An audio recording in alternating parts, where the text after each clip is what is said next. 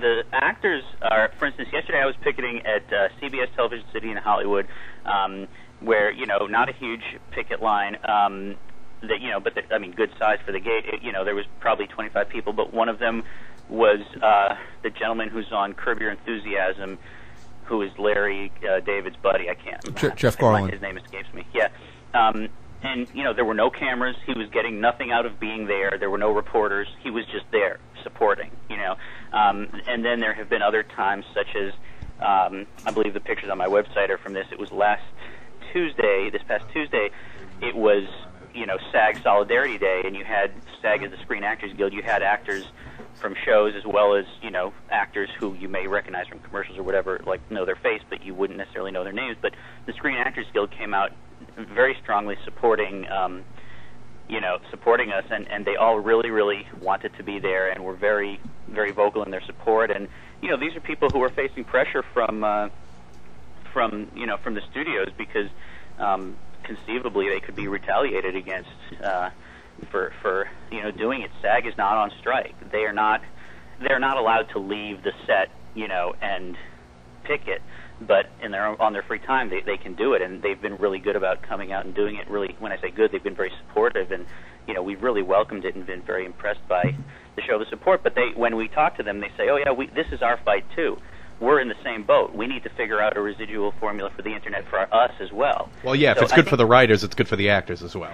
Yeah, exactly. I think everyone realizes that this is going to be an issue for everyone, and probably since we're up to bat first, whatever the Writers Guild works out is probably what everyone else is going to get. So that's kind of why everyone realizes that, hey, we may not be on strike, our union may not be on strike, but this is an issue for us as well. And on the flip side, Teamsters, truck drivers, nurses, anyone who's in a union has been very supportive because unions are not as strong as they used to be. The membership's not what it used to be. Absolutely.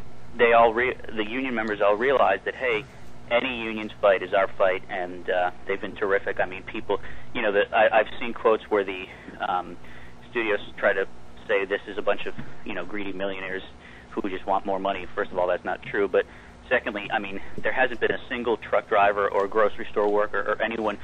My mail carrier yesterday was saying, "Go, fight the good fight." Nice.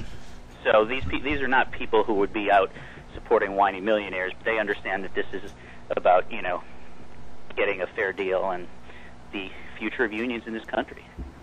Awesome. Yeah.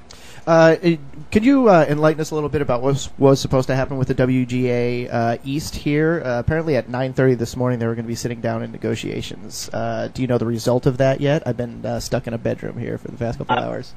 I'm not entirely sure. Yeah, I don't need to know the details of that, my friend. Yeah. See, I don't even know you, and I'm already giving you. That's all right. Stand in line. Hey, you shouldn't be writing right now. You can't write anything funny. You're on strike, dude. You don't want to be a scam. By the way, are you guys paying me? Did I miss something? No, but we're standing with you in solidarity. We're not being funny at all today. I appreciate that. Now, I don't know exactly what you're referring to. My guess is it could be there's a deal with the news writers. I believe it's the CBS news writers, because the news writers have a separate deal. That's one of the things that some people are confused about, like why is Leno off the air, but like some of the daytime shows are not, the daytime talk shows. Because Leno can't write. Writers Guild, there are different deals. The news writers have their own deal. I believe soap opera writers have their own deal. Daytime and a lot of the daytime shows, like the Today Show, are considered news programs, so they have their own deal. So this may be with the news writers, or maybe there's something going on I just don't know about. I don't know. Sorry. Yeah, that's cool. I'm going to move on. We're going to move on to your book that came out this week, House of M Avengers.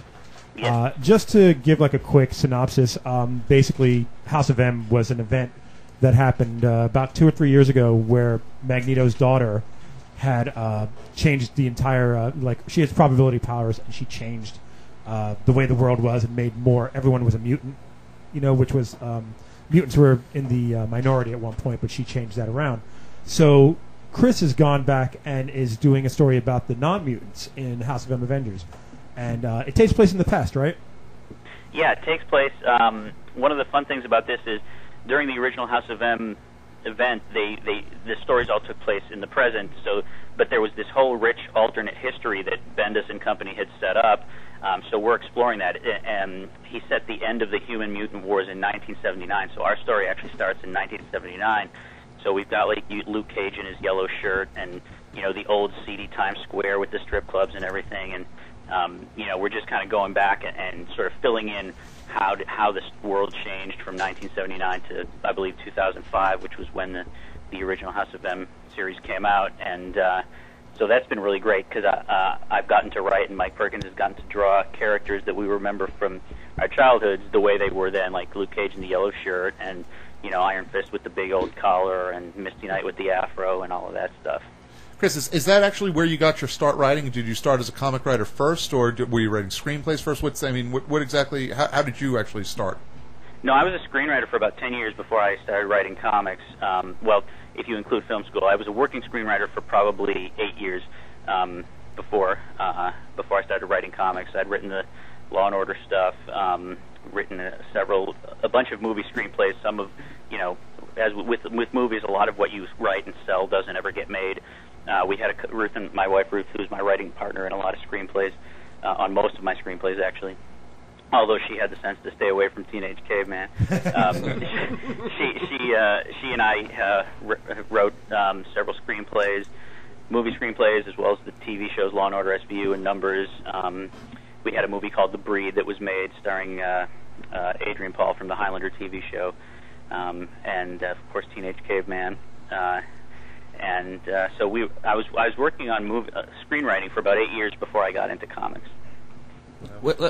Chris, when you're writing for like a TV show like Law and Order or Numbers, when you're writing for an established show, do you almost feel like some kind of pressure to like not deviate too far from, like not kind of, because it's almost like they've created this world. Do you feel pressure to not like kind of deviate too far from the characters or? Well, yeah, that's your job. When you come on a show, your job is not to have, your job is to write the characters in character, stick to the basic format of the show, and not do anything the viewers are going to say, wait a second, this doesn't feel like Grey's Anatomy, this doesn't feel like, CSI, so yeah, that's your job, and it's fun. I enjoy, it's a great challenge to sort of, be true to the voice of the show and the characters. At the same time, that's one of the things I love about comics is when, for instance, Brian Bendis is writing Daredevil and then Ed Brubaker takes over, people expect, even though this is a character that's been around for 40-some years, people want Brian Bendis' version of Daredevil, and then they want Ed Brubaker's version of Daredevil. Right. Yes, he's got to have certain, established characteristics that are still there, but nobody expects Bendis' version and Brubaker's version to sound exactly the same necessarily. You know what I'm saying? Like the readers, the audience expects the distinctive voice of the creator to come through, whereas in TV that's not the case. And each approach has its merits. This is one of the reasons I love doing a variety of different types of writing, because you get to work different muscles, as it were. Yeah, I think actually even speaking to Vito about some of his writing, that the whole idea of writing for an established character is they give you a character one way at the beginning, you go with your story, and you got to give them that same character back at the end of it with your own arc and your own story in the middle, which I always found an interesting way that he described it.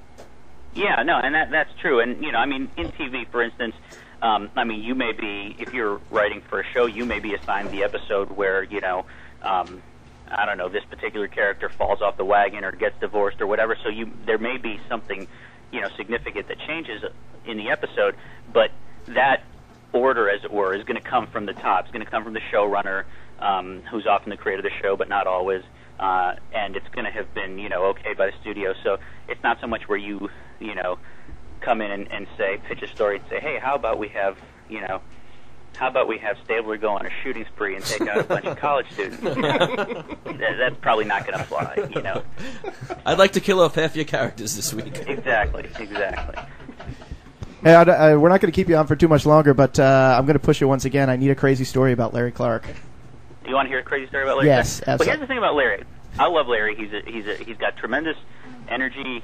He's brilliant. And the thing about Larry is, when I knew him, now he had a drug problem for a number of decades. It's not a problem. And when I knew him, he was clean. He'd cleaned up. He'd gone through rehab, and